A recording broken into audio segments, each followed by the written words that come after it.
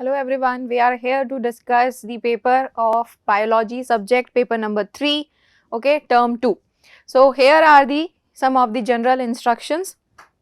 All the questions are compulsory and this question paper contains 15 question, जिसमें से आपको 3 section दिए गए हैं, section A, B and C. Section A के अंदर 7 क्वेश्चंस हैं जो कि 2 मार्क्स के हैं. सेक्शन B के अंदर 6 क्वेश्चंस हैं जो कि 3 मार्क्स के हैं और सेक्शन C जिसके अंदर 2 केस बेस्ड क्वेश्चंस होंगे जो कि हैं 4 मार्क्स के. ठीक है, इंटरनल चॉइसेस आपको क्वेश्चन पेपर में दी हुई है. ठीक है, तो आपको वाइजली चूज करना है कौन सा क्वेश्चन आपको अच्छे स्कोर दिला सकता है.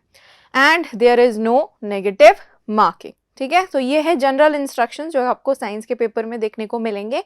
सो अब हम डिस्कस करते हैं कि इस पेपर में बायो के क्वेश्चंस कौन से थे. सो जो पहला क्वेश्चन है सेक्शन ए के अंदर वो है क्वेश्चन नंबर 7 जो कहता है what will happen if we kill all the organism in one trophic level. तो क्वेश्चन का डिमांड क्या है, वो पूछ रहा है कि अगर आप एक ट्रॉफिक लेवल के सारे ऑर्गेनिजम्स को किल कर दोगे तो क्या होगा. तो अगर हम देखें तो ट्रॉफिक लेवल में सबसे पहले क्या आते हैं, प्रोड्यूसर्स. ठीक है, देन आफ्टर प्रोड्यूसर्स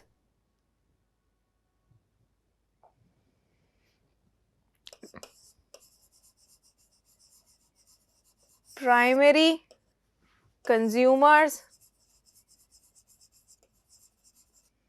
ठीक है, प्राइमरी कंज्यूमर्स क्या रहेंगे, हर्बीवोर्स जो कि प्रोड्यूसर्स यानी कि प्लांट्स को, प्रोड्यूसर्स कौन रहेंगे, प्लांट्स. देन सेकेंडरी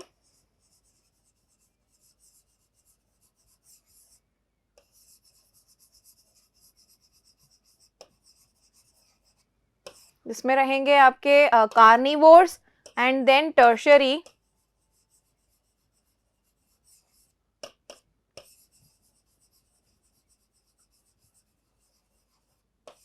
यहां पर टॉप कार्निवोर्स आ जाएंगे. ठीक है, सो ये है ट्रॉफिक लेवल. क्वेश्चन क्या कह रहा है, if what happen if we kill all the organism in one trophic level. अगर सबको किल कर दिया, सारे हर्बीवोर्स को अगर किल कर दिया जाएगा तो क्या होगा. प्लांट्स को के ऊपर फीड करने के लिए कोई नहीं बचेगा तो क्या होगा, प्रोड्यूसर्स की ग्रोथ क्या हो जाएगी, इंक्रीज.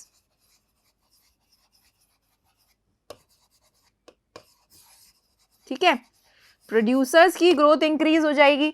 अब यहां पर गैप आ गया, सारे हमने हार्बीवोर्स किल कर दिए तो अब कार्निवोर्स किस पर फीड करेंगे. कार्निवोर्स प्लांट्स तो खाएंगे ही नहीं, they will feed on the flash of the herbivores obviously. तो अगर हमने हर्बीवोर्स को किल कर दिया तो दे विल, सेकेंडरी कंज्यूमर्स क्या हो जाएंगे, they will not be able to survive.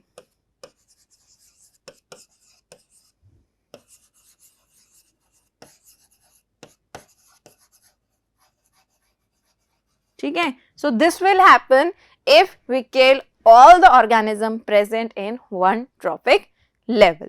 Okay, so यहाँ पर चॉइस में आपको दूसरा क्वेश्चन दिया हुआ है, distinguish between biodegradable and non biodegradable pollutants. So biodegradable and non biodegradable.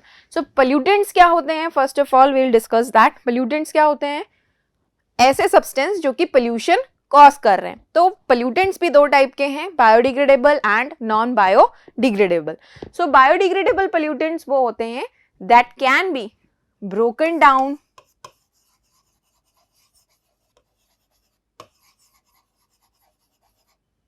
Bye micro organism.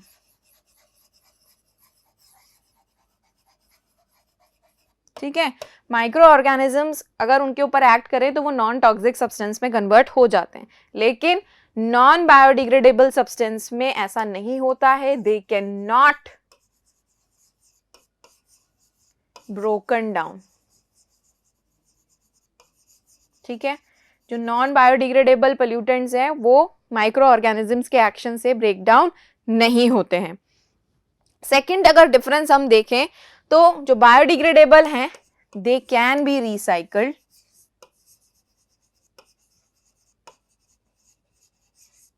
जितने भी पोल्यूटेंट इसमें कॉज हुए हैं they can be recycled and they do not need any dumping site, do not need any dumping site, कोई dumping site नहीं चाहिए होती है। वेयर एज जो नॉन बायोडिग्रेडेबल होते हैं वो रिसाइकल्ड नहीं हो सकते, इसीलिए उनके लिए डंपिंग साइट चाहिए होती है। So can not be recycled,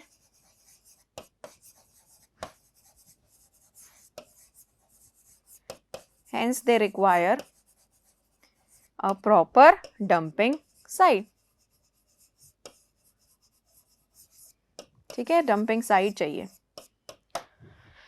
biodegradable pollutants जो होते हैं वो एनवायरनमेंट में मिनिमम पोल्यूशन कॉज करते हैं, लेकिन जो नॉन बायोडिग्रेडेबल हैं वो एक तो पहले ही माइक्रो ऑर्गेनिज्म उन पे एक्ट नहीं कर पा रहे हैं, फिर उसके लिए उनको डंपिंग साइट भी चाहिए, तो they are contributing a lot in the pollution. ठीक है, सो थर्ड डिफरेंस क्या होगा इनके अंदर, biodegradable they cause the minimum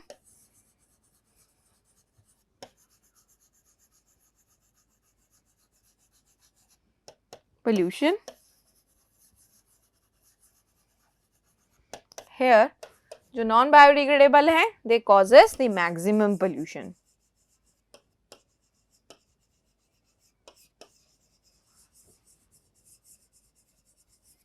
ठीक है, मैक्सिमम पोल्यूशन कॉज करते हैं। ठीक है, तो these are the difference between biodegradable and non biodegradable pollutants.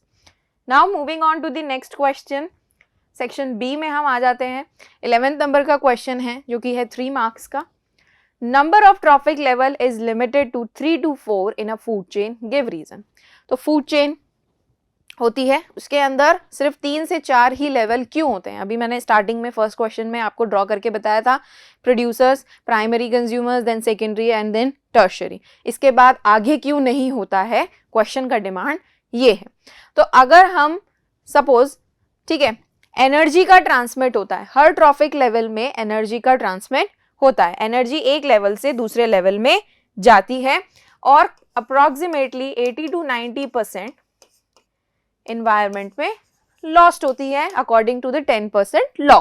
ठीक है, 80 to 90% एनवायरनमेंट में लॉस्ट हो जाती है, सिर्फ 10% आगे जाती है। तो अगर प्लांट्स ने एनर्जी ली है 4000 जूल की, तो नेक्स्ट ट्रॉफिक लेवल यानी कि हर्बीवोर्स में जो एनर्जी जाएगी दैट विल बी ओनली 10%, 400। ठीक है, देन उसके बाद हर्बीवोर्स के बाद कार्निवोर की हम बात करें तो कार्निवोर के अंदर जाएगी 40। ठीक है, देन हर उसके बाद वाला जो ट्रॉफिक लेवल है उसके अंदर चली जाएगी एनर्जी दैट इज 4 जूल। तो आप देखिए एनर्जी कितनी कम होती चली जा रही है। तो अगर इसके बाद भी एक और ट्रॉफिक लेवल होता तो वहां पर एनर्जी क्या जाती, ठीक है, जिसका कोई सेंस नहीं बन रहा है एनवायरनमेंट के अंदर। तो इसीलिए जो फूड चेन है, लेवल ऑफ फूड चेन है, वो इसीलिए ही 3 to 4 लेवल में लिमिटेड रहता है। क्यों? क्योंकि एनर्जी जो है वो सिर्फ 10% आगे जा रही है, 80 to 90% एनवायरनमेंट में लॉस्ट हो जाती है। तो 10% आगे जाएगी तो फिर लास्ट ट्रॉफिक लेवल अगर ऐसे बढ़ता चला जाएगा तो there will be no energy for the last trophic level.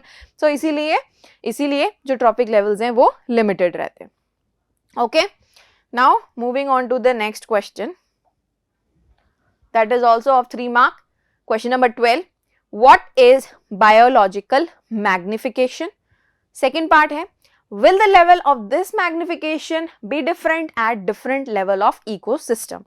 तो आपको इसके अंदर बताना है कि बायोमैग्निफिकेशन होता क्या है, और उसके बाद का जो सेकंड पार्ट है क्वेश्चन का वो आपसे पूछ रहा है कि क्या जो मैग्निफिकेशन है वो हर ट्रॉफिक लेवल के लिए डिफरेंट होगा। तो सबसे पहले हम देखते हैं बायोमैग्निफिकेशन क्या होता है।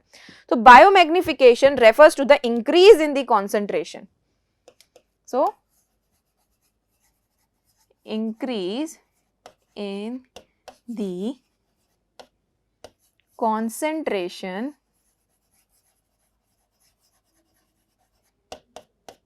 of toxicants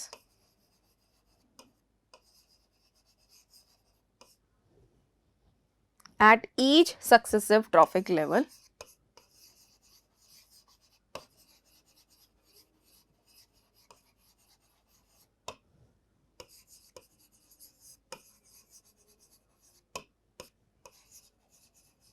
ठीक है, सो इसको कहेंगे हम बायोलॉजिकल मैग्निफिकेशन। मतलब कि जो टॉक्सिन फूड चेन के अंदर एंटर हुआ है वो हर एक लेवल पर इंक्रीज होगा। ठीक है, so that is the biological magnification. तो ऑटोमेटिकली आपके पास सेकेंड पार्ट का भी आंसर आ रहा है, will the level of this magnification be different?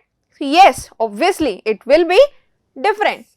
So yes, ठीक है, सो the level will be different at each trophic level and it will be increasing, keeps on increasing। हर एक level में वो increase होगा और जो सबसे टॉप लेवल होगा वहां पर सबसे ज्यादा टॉक्सिन्स की क्वांटिटी प्रेजेंट होगी। ठीक है, so yes, it would increase as it would, ठीक है, इंक्रीज होगी एंड जो सबसे टॉप लेवल का जो ट्रॉफिक लेवल है उसके अंदर सबसे ज्यादा कॉन्सेंट्रेशन होगा। ठीक है ना, so it will be highest in top most trophic level,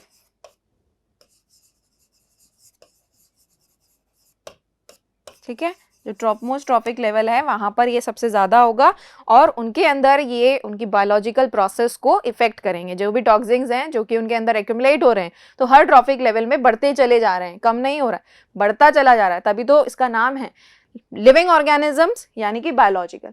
magnify मतलब और चलता जा रहा है, बढ़ता जा रहा है। ठीक है, सो इंक्रीज होगा और हाईएस्ट किस में होगा? टॉप मोस्ट ट्रॉफिक लेवल के अंदर, और उनके अंदर ये क्या करेगा? बायोलॉजिकल प्रोसेस को खराब करेगा।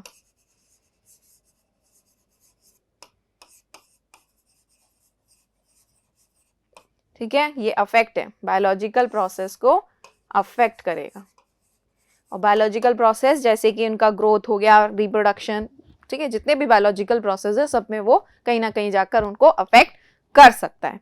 ठीक है, now moving on to the next question, question number 13, 3 mark. इसके अंदर दिए हुए हैं आपको 2 पार्ट। फर्स्ट पार्ट है what are the consumers, what will be the consequences of the absence of the primary consumer in an ecosystem। अब consumers क्या होते हैं? जो कि प्लांट्स पर फीड करते हैं। सो कंज्यूमर्स क्या होंगे? हम heterotroph में उनको कंसिडर करते हैं। So consumers are the organisms which derive energy, first part में consumers derive energy from plants. ठीक है, प्लांट से अपना एनर्जी ड्राइव करते हैं और प्लांट्स क्या होते हैं? प्रोड्यूसर्स। अपना खाना खुद से नहीं बना सकते and they depend on the producers for their food. ठीक है, तो वो होते हैं कंज्यूमर्स। नेक्स्ट क्या है? What will be the consequences of the absence of the primary consumer in an ecosystem. ठीक है, सो प्रोड्यूसर्स, अगर हम इसका सेकेंड पार्ट सेम अगर हम डिस्कस करें तो सबसे पहले प्लांट्स, प्राइमरी कंज्यूमर्स के अंदर क्या आएंगे? हर्बीवोर्स। सेकेंडरी कंज्यूमर्स के अंदर क्या आएंगे? कार्निवोर्स। टर्शियरी कंज्यूमर्स के अंदर क्या आएंगे? Top carnivores. सो क्वेश्चन का क्या पूछ रहा है कि प्राइमरी कंज्यूमर्स अगर हटा दिए जाएं तो primary consumers will be, herbivores को अगर रिमूव कर दिया तो क्या होगा? प्रोड्यूसर्स की growth will be excessive, producers बहुत ज्यादा हो जाएंगे, प्लांट्स बहुत ज्यादा हो जाएंगे क्योंकि उनको खाने वाला कोई है ही नहीं। कार्निवोर्स, कार्निवोर्स की डेथ होने लगेगी क्योंकि हर्बीवोर नहीं है, वो किसको खाएंगे? ये चीज हम सेम फर्स्ट पार्ट में भी डिस्कस कर चुके हैं। सो प्लांट्स, अगर हमने प्राइमरी कंज्यूमर्स यानी कि हर्बीवोर्स को हटा दिया तो प्रोड्यूसर्स का ग्रोथ इंक्रीज हो जाएगा एंड कार्निवोर्स का जो ग्रोथ है वो डिक्रीज हो जाएगा क्योंकि वो फूड के लिए स्टार्व कर जाएंगे। ओके, सेकेंड पार्ट क्या पूछ रहा है? What will be the direction of energy transfer in each of the following cases। तो आपको नीचे 3 केस दिए हुए हैं, इनके अंदर आपको बताना है कि जो एनर्जी ट्रांसफर है वो किस तरीके से कहाँ हो रही है। तो first of all, grasshopper eaten by frog. So grasshopper क्या है? हर्बीवोर है। फ्रॉग क्या है? उसको, ग्रास हॉपर को खा लेगा। सो डायरेक्शन क्या रहेगा, प्राइमरी कंज्यूमर जो है, प्राइमरी कंज्यूमर्स इसमें कौन बनेंगे, हर्बीवोर्स, ग्रासहॉपर, ठीक है। सो ग्रासहॉपर टू फ्रॉग जाएगी energy transfer. Then B option में deer feeds on grass, so grass is producer, grass से एनर्जी ट्रांसफर होगी जाएगी डियर के अंदर जो कि है herbivore. Next deer is eaten by lion, so again deer is the herbivore और लायन जो है दैट इज कार्निवोर। सो इस तरीके से एनर्जी का फ्लो होगा, प्रोड्यूसर से एनर्जी फ्लो करती हुई जाएगी टॉप कार्निवोर्स तक, ठीक है। सो सिंपली आपको बस इतना आइडेंटिफाई करना है कि कौन सा प्रोड्यूसर्स में आएगा, कौन सा प्राइमरी, कौन सा सेकेंडरी एंड कौन सा टर्शियरी, तो उसी हिसाब से एनर्जी का फ्लो बढ़ेगा। अब प्लांट से ही जाएगी क्योंकि प्लांट्स ही तो ऑटोट्रॉफ्स हैं, ठीक है। Okay, now moving on to the next question जो कि और में दिया हुआ है, चॉइस में आपको दिया है, जिसका फर्स्ट पार्ट कहता है what do you understand by the term ecosystem, ecosystem से आप क्या समझते हैं। और दूसरा पार्ट पूछ रहा है autotrophs are at the first level of the food chain, give reason. So autotrophs को ही फूड चेन के फर्स्ट लेवल में क्यों रखा है, उसका आंसर आपको यहाँ पर देना है। तो ये दो पार्ट में आपको 3 मार्क का क्वेश्चन यहाँ पे दिया हुआ है। सो फर्स्ट वाला जो है that is asking what do you understand by the term ecosystem. तो इकोसिस्टम क्या होता है, इकोसिस्टम हमारे बायोस्फीयर का एक स्ट्रक्चरल एंड फंक्शनल यूनिट होता है जिसके अंदर एनर्जी जो है वो ट्रांसमिट होती है, ठीक है। इकोसिस्टम के अंदर एनर्जी जो है वो ट्रांसमिट होती है, ऐड होती है और सर्कुलेट होती है, ठीक है। सो ecosystem is the structural and functional unit of biosphere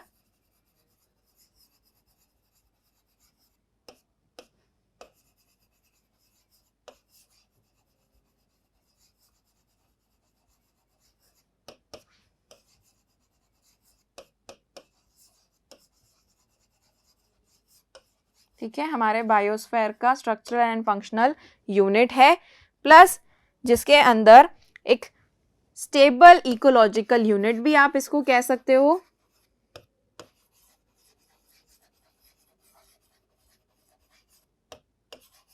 ठीक है, जहां पर एनर्जी जो है वो regular input of energy is there,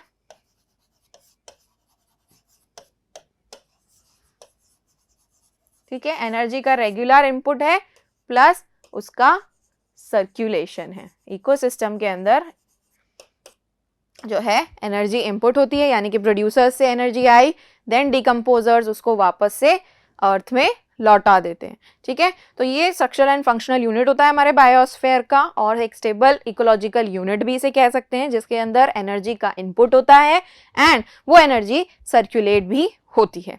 तो this is the ecosystem. Next, autotrophs are at the first level of the food chain. ये अभी मैंने आपको पिछले क्वेश्चन में एक्सप्लेन किया था कि ऑटोट्रॉफ्स को ही फर्स्ट लेवल क्यों कहते हैं, क्योंकि autotrophs can prepare their own food,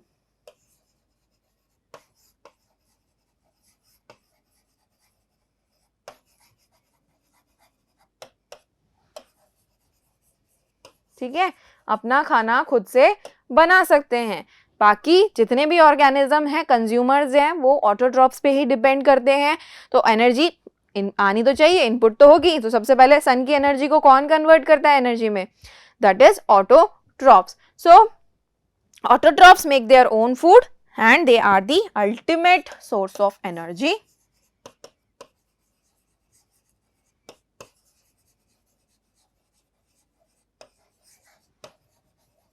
ठीक है, it is the ultimate source of energy. So इसीलिए जो एनर्जी का फ्लो है वो यहीं से स्टार्ट होता है, ठीक है।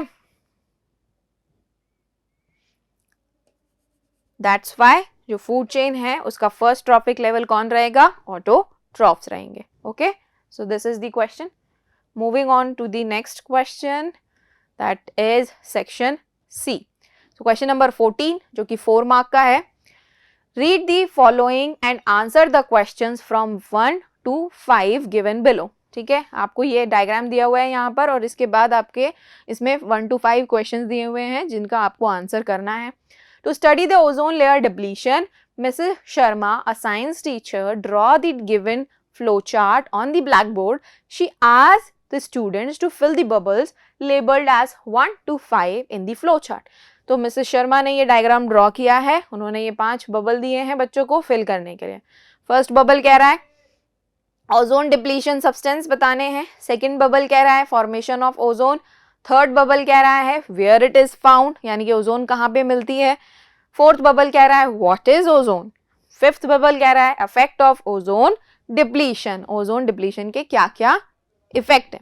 ठीक है, सो क्वेश्चंस चेकआउट करते हैं.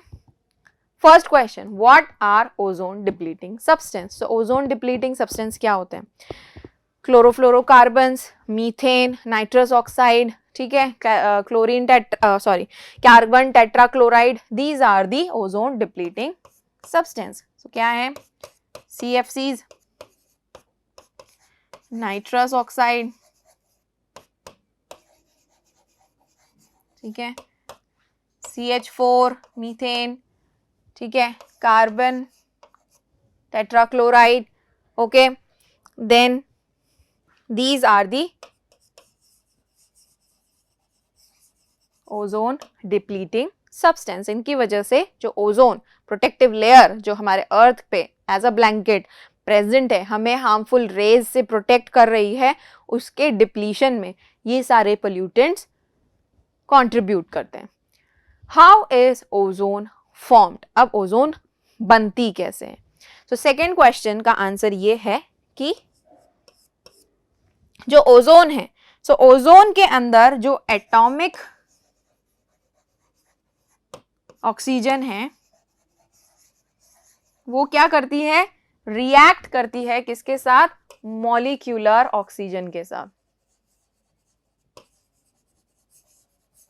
ठीक है, यानी कि एटॉमिक ऑक्सीजन रिएक्ट करती है O2 के साथ, ठीक है, to form the 3 oxygen molecule ozone. ठीक है, तो इस तरीके से ओजोन का फॉर्मेशन होता है. Third question, Ravi want to draw a ozone layer in a diagram showing different layers of the atmosphere where he should label it.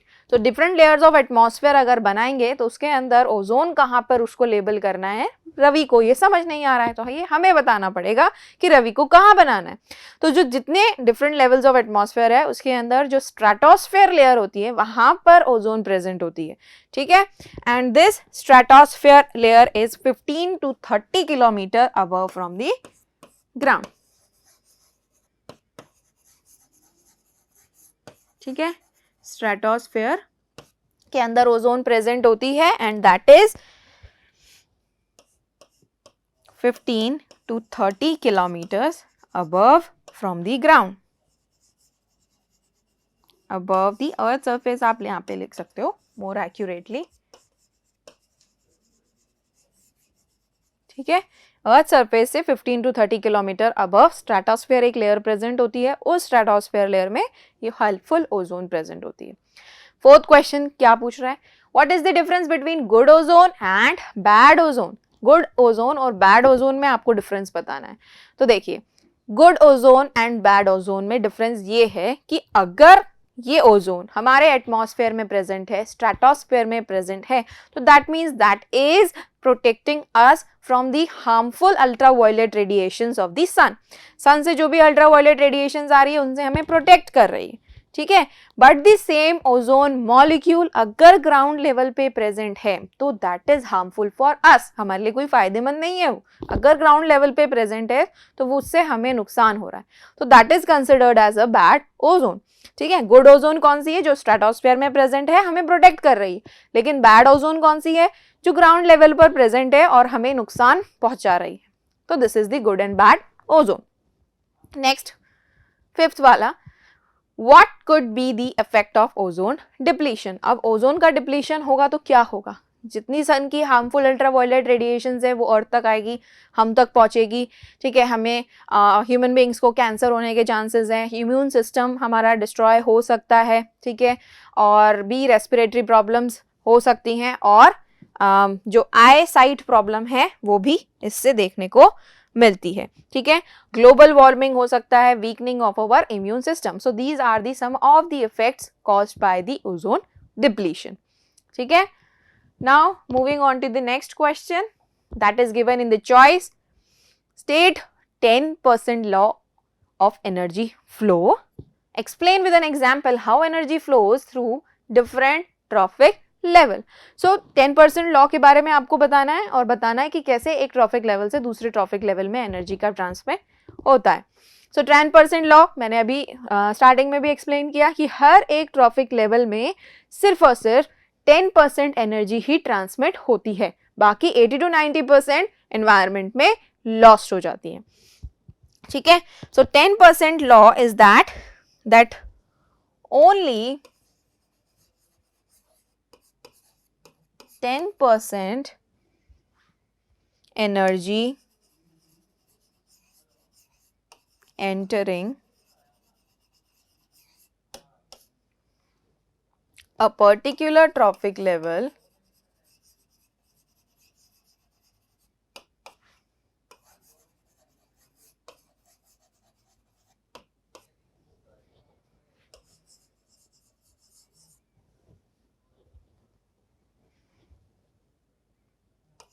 of organism is available to transfer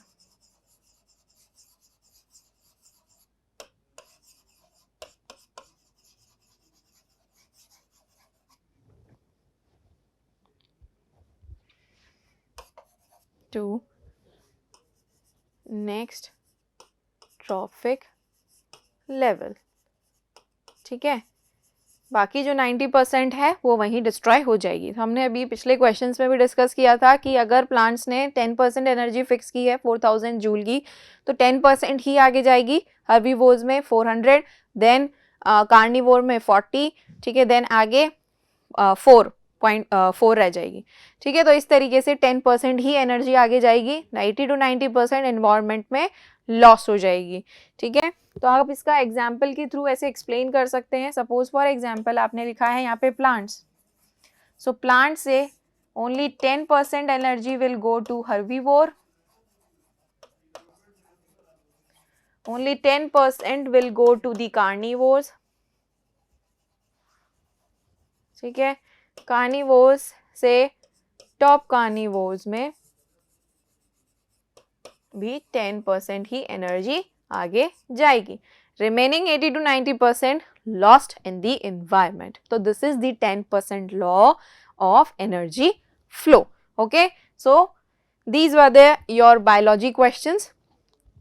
Thank you so much.